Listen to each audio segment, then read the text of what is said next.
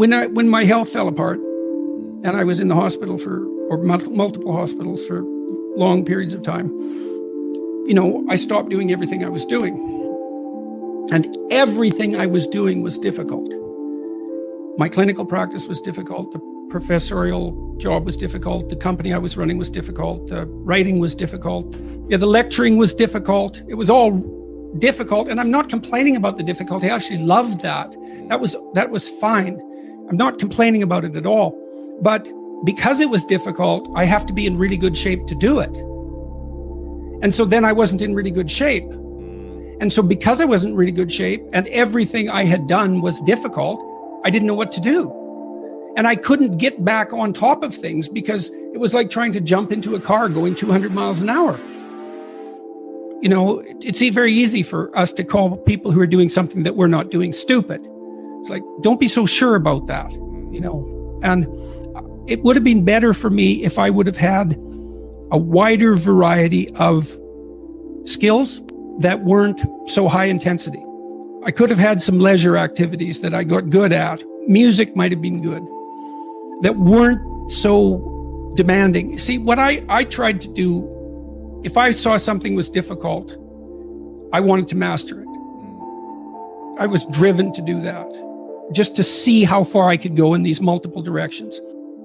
And that left me vulnerable to one thing. It left me vulnerable to being in a situation where I wasn't healthy enough to manage it. What are 2 or 3 things that everyone should focus on in their 20s?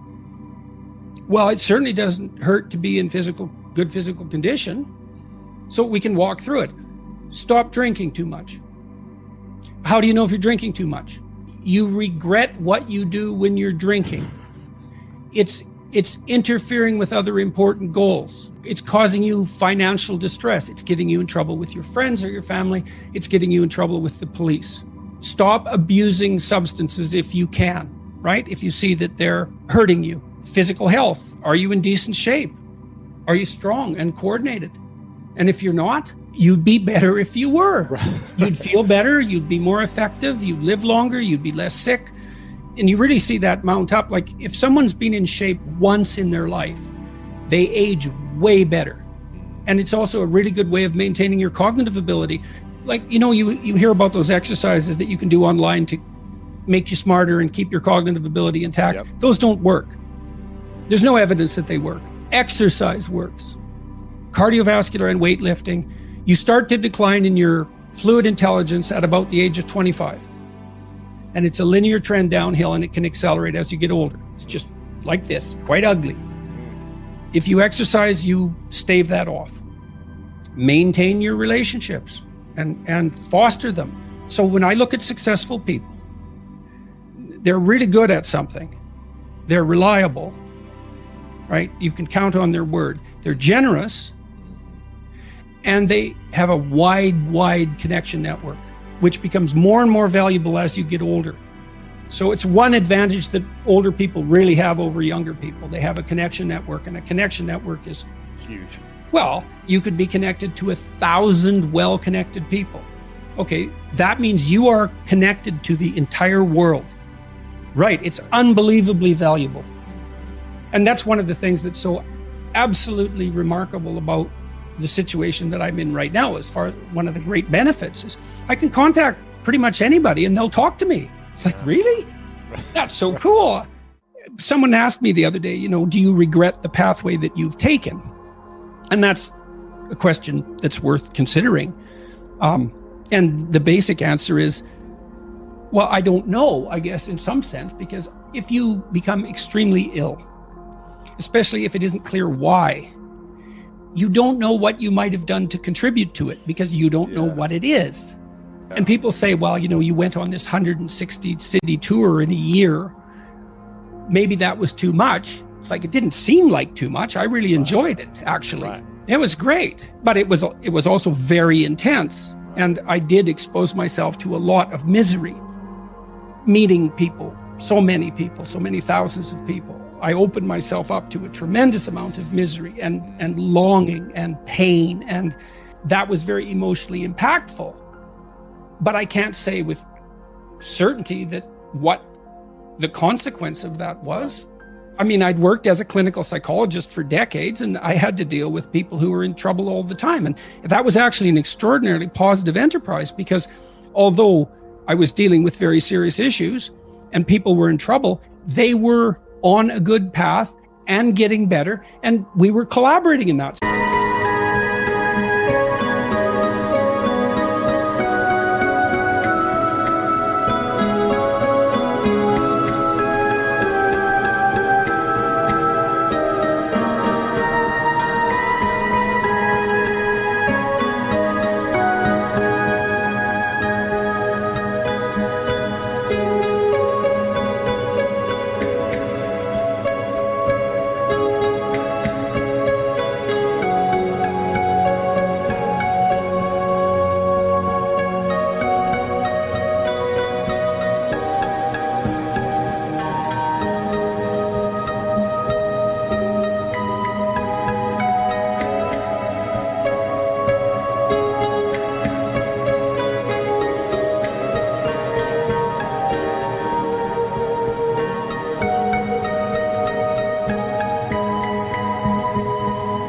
So it was a lovely enterprise. I loved it. It. In deep conversations, meaningful conversations devoted to making things better. It was great. I've been opening up my day to work more and more.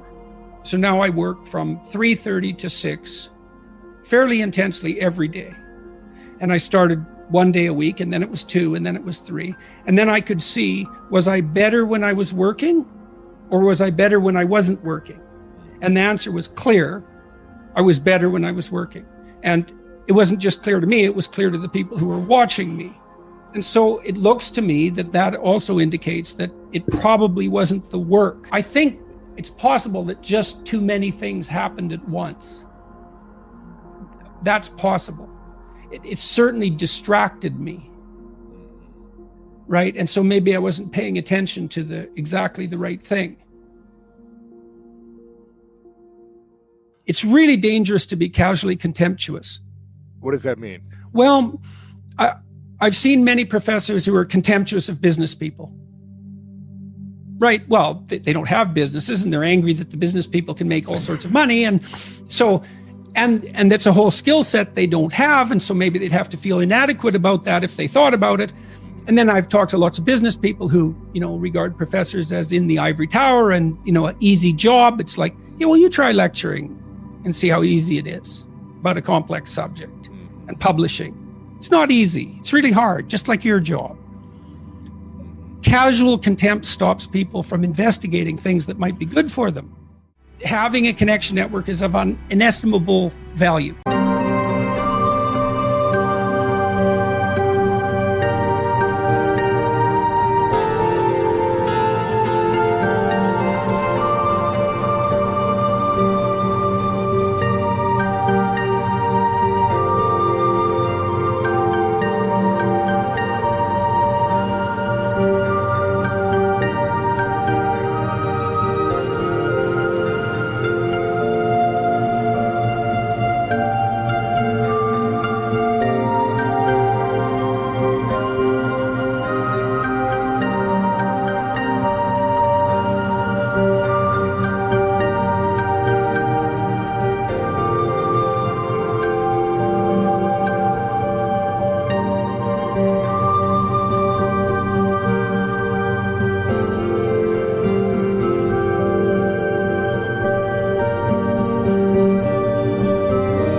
Reliability, generosity, you can work on both of those.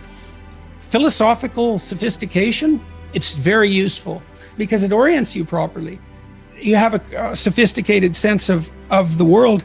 You find, for example, that doing things for other people is actually more rewarding than virtually anything else you can do. When you hear you should be of service to other people. Well, if you actually watch yourself, you pay attention to yourself and you do something that helps someone else and it genuinely helps them, I defy you to find another experience that is that satisfying. It's actually quite stunning how satisfying that is. And so that's a very useful thing to realize. There's no better life strategy. If the ethical argument is put properly, it is by far the most compelling argument. It's like, if you want to have everything you could possibly want and more, then be a good person. The better a person you are, the more likely that is to happen. That doesn't mean that you're completely protected against getting cut off at the knees, but there's no better strategy